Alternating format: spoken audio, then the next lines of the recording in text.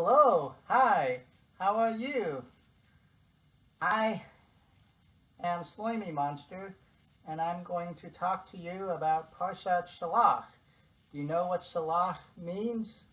It means to send out and send away, to send away from you. So in this Parsha, Moshe recruits 12 leaders, one from each tribe, and he gives them a very important mission.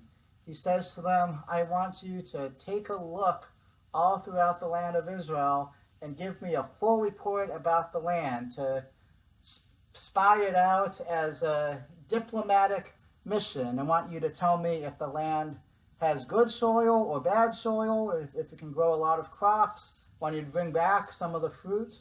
Some of the crops, tell me what the people are like. Are they small people? Are they big people?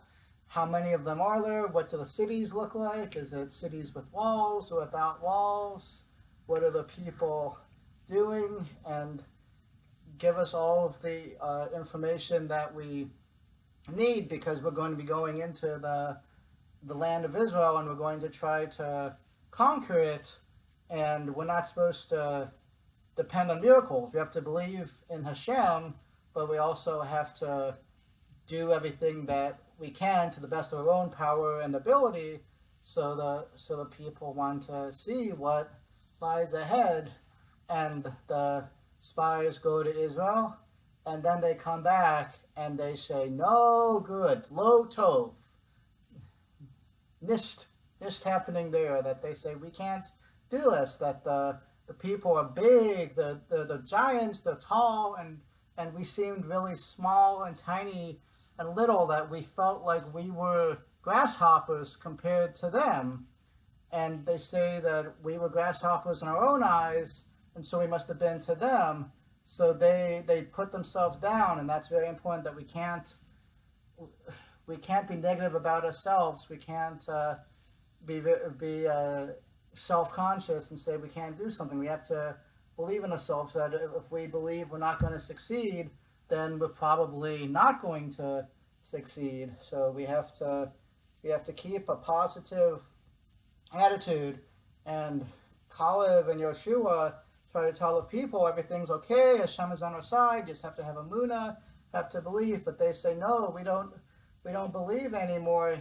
And Hashem tells them, well, then you're going to die here in the desert, and your little children, the ones that are under age 20, they're the ones that are going to go into the land of Israel instead of you. And the people are very dismayed about that now they lost the opportunity to get to go to the land of Israel themselves, and instead of going to Israel in just a few days, a few weeks, now it's going to take them a total of 40 years from when they left Egypt to go to Israel. So that's 38 more years from this point now. And we have another important mitzvah in this parsha, that every week on Shabbos we eat challah, we eat loaves of challah. But challah actually is a mitzvah in and of itself, to separate a portion of the dough from the challah. That challah really means the separating, that when you make more than 5 pounds of challah, what you have to do is separate out a certain portion. And we used to give that to the Kohen in times of Beis Hamikdash, but now we burn it in the oven. So it's a tithe that we take from the challah to sanctify and make it holy. And that's something that we learned in this parsha as well, that we have to keep in mind as well. And we have we have offerings that are brought as well, and we also have the mitzvahs of tzitzis happens in this parsha, that we learn about having tzitzis. I have furs, so I have all kinds of strings and things hanging from me, but Normally people will wear a garment with the fringes on the corners to remind them of all of the other mitzvahs. It's like you look down and you see the strings, it reminds you of all the other mitzvahs that Hashem wants us to do. And that's the third paragraph of Shema, and we have it in the parsha this week. So look out for that, and don't forget to Ben Kodesh. Bye. Shabbat Shalom.